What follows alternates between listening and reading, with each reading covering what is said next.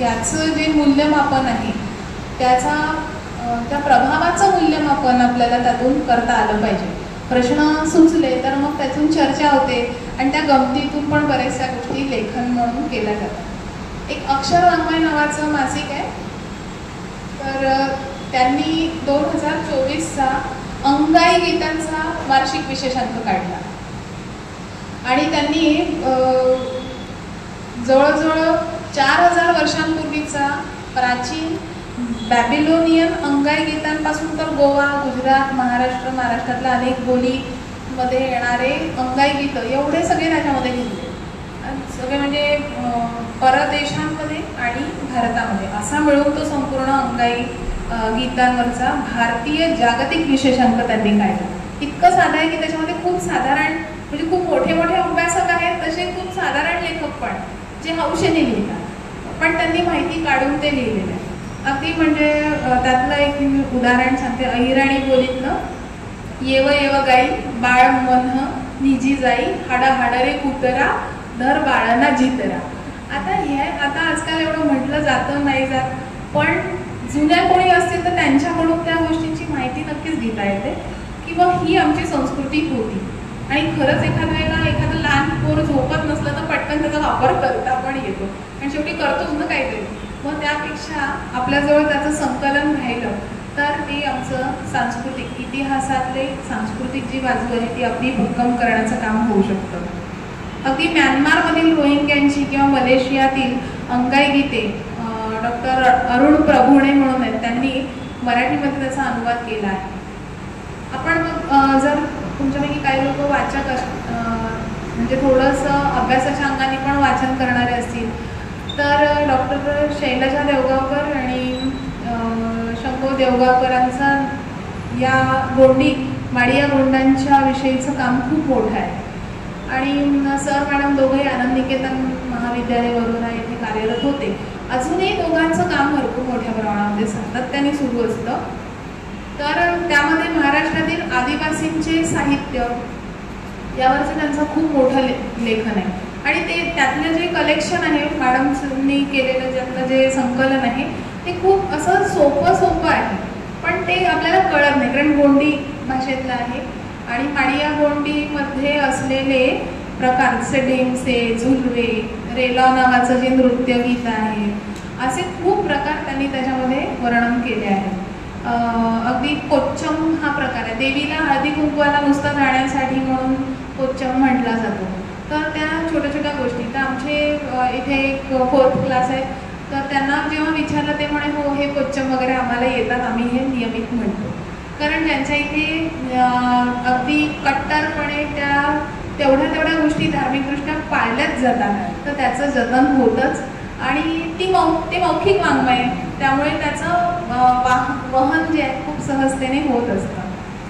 याशिवाय आदिवासींचे नृत्य, नाट्य, सण, उत्सव, लोककथा, हस्तकला, कलात्मकता या सगळ्या गोष्टींवरचं भरपूर मोठ्या प्रमाणातलं लेखन डॉक्टर हरिश्चंद्र बोरकरांचं आहे. त्यांचं नाव झाडीबोली साहित्याचे अभ्यासक म्हणून मोठं आहे.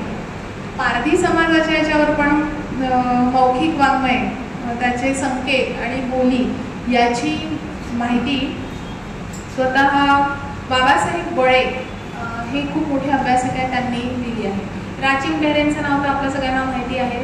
महाराष्ट्रामध्ये लोकसाहित्य याचे खूप व्यासंगी आणि गाढे अभ्यासक म्हणून राचिंग ढेरेंचं नाव आहे. तर त्यांचं लोकसंस्कृतीचे उत्पादक हे पुस्तक तुम्ही वाचलं तर तुम्हाला अनेक गोष्टींची दिशा जी आहे ज्यांना आवडतं की आपण आता कसं लिहावं बा, कुठून सुरुवात करावी, तर तुम्हाला छोट्या छोट्या गोष्टींच्या त्यातून आपल्याला प्रेरणा नक्कीच मिळू शकतात. किंवा कोकणच्या लोकसंस्कृतीवर सुद्धा डॉक्टर आसावरी बापट यांनी अनुवादित केलं आहे. एक M.T. जॅक्सन यांचं मूळ ते पुस्तक आहे, पण त्याचं त्यांनी अगदी छान साधा अनुवाद केला आहे, कोकणची लोकसंस्कृती. मग त्यामध्ये आपल्याला त्यांची दिशा ते कळतं. म्हणजे सोपं काम आहे की आपल्याला अशी एखादी प्रेरणा मिळू शकते की आपण आपल्या प्रादेशिक अशा लोकसाहित्यावरचं लेखन करू. तेव्हा या सगळ्या बाजू आहे की आपण कशावर काम करू शकतो. लोकसाहित्य, लोककाव्य, आपल्याला हल्ली गुलाबाईचे दिवस आले तर गाणे एकलिंब झेलूबाईच्या पलीकडे गाणी येत नाही, किंवा एके दिवशी काऊवालाच्या पलीकडे येत नाही, मंगळागौरीचे जर गीतं तर एकदम 60च्या वरच्या घरामध्ये बायका असतील आणि त्या जर चांगल्या पाठांतर करणाऱ्या असतील पूर्वीच्या काळातल्या, म्हणजे त्यातल्या ज्या हौशी असतील उरलेल्या, तरच ते आपल्याला मिळतात. तेव्हा ज्यांच्या घरामध्ये अशा बायका आहेत ना, त्यांच्याकडून लेखन करून घेणं खूप गरजेचं. नाही तर ते गोफणूबाई इकडून तिकडे जायचं आहे की तिकडून इकडे यायचं आहे, या गोष्टी सगळ्या आपण सिरियलच्या मालिकांवरून ठरवू शकत नाही, कारण प्रादेशिक इतिहासावर त्याचा खूप मोठा परिणाम. आपण सिरियलच्या ह्याच्यामधले ते तसे घेऊन किंवा गुगलवरचे घेऊन आपल्या इथली मंगळागौरीची गाणी अशी नाही आहे, आपल्या इथली गुलाबाची गाणी अशी नाही आहे, आपल्या इथल्या धान पेरणीची गाणी अशी नाही आहे. म्हणजे खानोरकर सरांनी मध्यंतरी एक छान लेखमाला चालवली होती मराठीचे अभ्यासकाचं, तर त्यांनी धान पेरणीची गीतं सगळी एकत्र केली आणि त्याच्यावरचं लेखन केलं. तर असं करत राहणं आवश्यक आहे आणि हे साधारण माणसं जास्त करू शकतात, कारण आपल्या घरादारांमध्ये ओव्यांवरच्या गाण्यांपासून तर छोट्या मोठ्या अंगाई गीतांपर्यंतचे पुष्कळसे संदर्भ असतात. पण हे काही लेखनाचे विषय असतात असं वाटत नाही कोणाला, पण ते आवश्यक आहे. अगदी सृजनचं किती रेकॉर्डिंग होत असलं तरी त्याचं हे दस्तऐवज म्हणून पुढच्या काळामध्ये त्याचं लेखन होणं आवश्यक आहे सृजनच्या एकंदर याच्यावरचं. हा तर एक खूप छान भाग आहे की आपण सतत कार्यक्रम उभे करत राहतो आणि इतके हौशी लोक येतात, इतके सगळेजण स्टेजवर उभे राहतात आणि जे स्वतः निर्माता आहे ते नाही उभे राहतात ही आणखीन एक महत्त्वाची गोष्ट आहे. देव पाठीशीच असतो ना त्या दृष्टीने, पण त्याचा ऐतिहासिक दस्तऐवज असला पाहिजे, कारण जेव्हा साहित्य संस्था यांचा विचार केला जातो तेव्हा नेमके डॉक्युमेंट सापडत नाही. आत्ता मध्यंतरी आम्ही वरोड्याचा महिला समाज आहे, तर त्याच्यामध्ये आता सगळ्या पुढच्या साधारण 40, 50, 60च्या वयाच्या स्त्रिया काम करत आहेत. त्यांना डॉक्युमेंटेशन आहे का काही ते माहीत नाही. हो आता ते आमच्या आता आईंच्या काळामध्ये होतं असं करता करता कोणाच जवळ काही नाही आणि एकीकडे आपलं 50 वर्षांपेक्षा जास्त काळ होऊन गेला. तर इतकं म्हणजे आम्ही किती ॲडव्हान्स होतो की आपल्या इथे म्हणजे चंद्रपूर जिल्हा एवढं समाज सुधारण्याचं काम कोणी केलं नसेल. म्हणजे किती छान वरोडा घेतला तरी आमच्या इथे काय नाही झालं हा प्रश्न पडतो की किती गोष्टी खूप आधीच आधुनिकतेचा विचार खूप फार पूर्वीपासून, तेव्हा त्याचं डॉक्युमेंटेशन असण्याची आवश्यकता आहे. कारखाने म्हणू नका, नाट्यगृह म्हणू नका, नाट्यगृह चित्रपटगृह, बाजारपेठा म्हणू नका, रेल्वे लाईन म्हणू नका, किती बाजू आहे की त्याच्यावर स्थानिक इतिहासावर लेखन झालेलं असलं तरी पण साहित्य वेगवेगळ्या संस्थांवरचं लेखन तेवढं नाही आहे, कारण की त्याचे तेवढे डॉक्युमेंट्स उपलब्ध नाही. आणि हे काम नेहमी लक्षात ठेवलं पाहिजे, हे घरामध्ये पण लक्षात ठेवलं पाहिजे.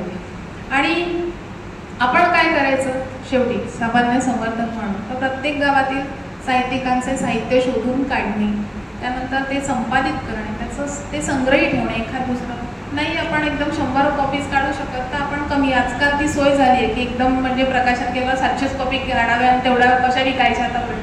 तर आता त्याच्यावर एक सोय आहे आणखी की आपला जो आता प्रिंट आपण टाईप करून पण करू शकतो आणि स्वतः आशिषजींसारखे असतात तर ते चांगलं मार्गदर्शन करू शकतात. तुम्ही छोटे बारीक पुस्तकं पण करू शकता. तर या सगळ्या पार्श्वभूमीवर आपल्याला इतिहासासाठी पूरक असं साहित्य निर्माण होऊ शकेल. एक जसं झाडीबोली विशेषांक आहे, ज्यांनी खरंच साहित्याचं काम केलं त्याचं त्याच्यामध्ये त्याचा उल्लेख त्यामध्ये येणं आवश्यक आहे.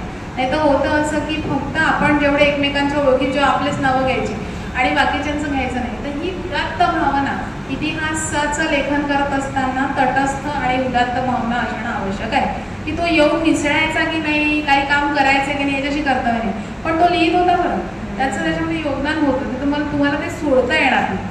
ते करणं हे अभ्यासक म्हणून, म्हणजे आपण जसे चांगले लेखक असू तसे आपण त्याचे अभ्यासक असणं आवश्यक आहे, त्याच्या नोंदी घेणं गरजेचं आहे.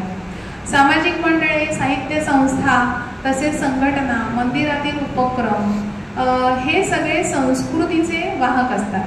तेव्हा वाचनालय तर फारच, म्हणजे आम्ही नागपूरला असताना मला आठवतं की नांदी बडेकर काका होते, तर त्यांचे राजाराम वाचनालय हे सांस्कृतिक केंद्र होते. म्हणजे एकाच वेळेला तिथे गाण्याचे कार्यक्रम पण होत आहेत, अभिवाचन पण होत आहे, साहित्याचे कार्यक्रम पण होत आहेत. एवढा छोटा स्टेज आहे आणि त्याच्यावर मोठे मोठे लोक येत आहेत. काहीच मिळणार नाही, फक्त पाणी मिळेल आणि तेवढं अगदी आता जाताना काही सरबताचं ऑर्डर वगैरे दिली तर तसं. हे इतकंच निष्ठेचं काम. तर त्यातूनच अभिरुची संपन्न होते. अभिरुची जोपर्यंत निर्माण होणार नाही तोपर्यंत आपलं असं कुठलंही काम पुढे जाऊ शकत नाही.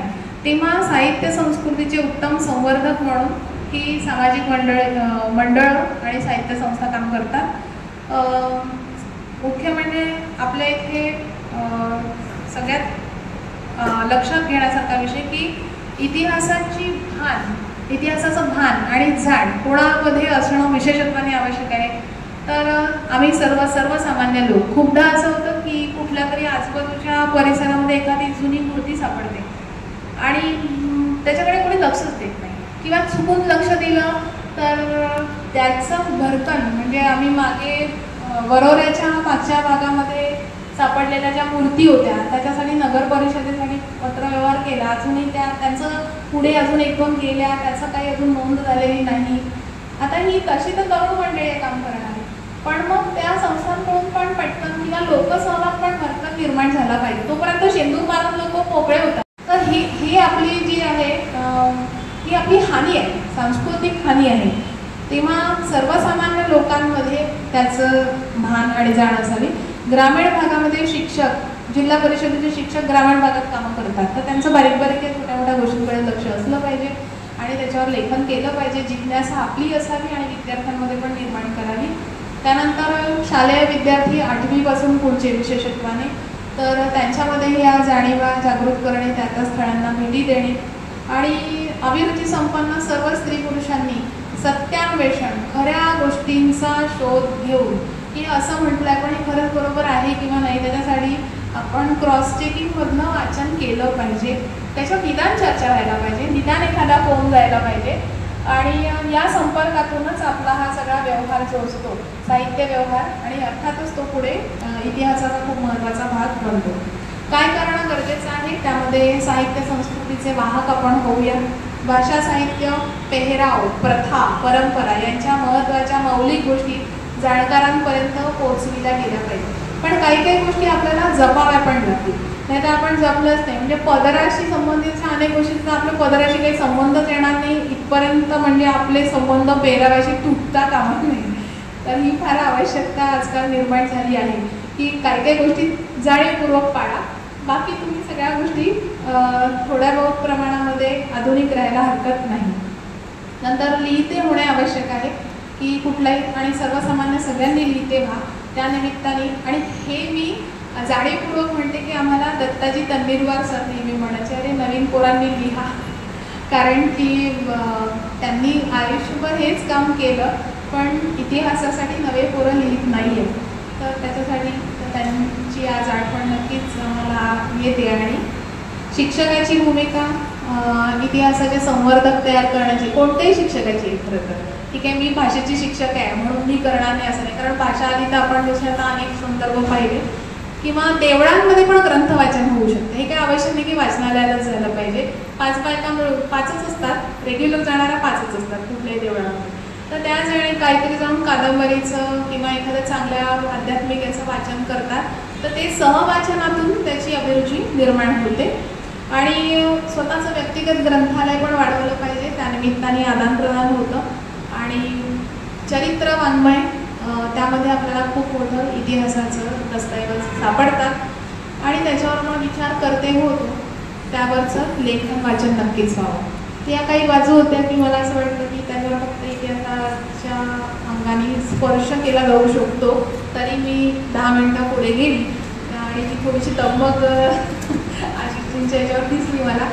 तर मला इथे बोलण्याची संधी आपण उपलब्ध करून दिली आणि इतके सगळेजण मर्मज्ञ इथे त्यांनी ऐकून घेतलं त्याबद्दल मी मनपूर्वक आभार मानते.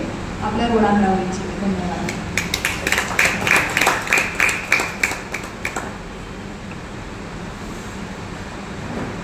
जयश्रीताई, आपले भाष्य आम्हा साऱ्यांनाच अंतर्मुख करून गेले आणि इतिहासाकडे बघण्याची दृष्टी देऊन गेले. धन्यवाद.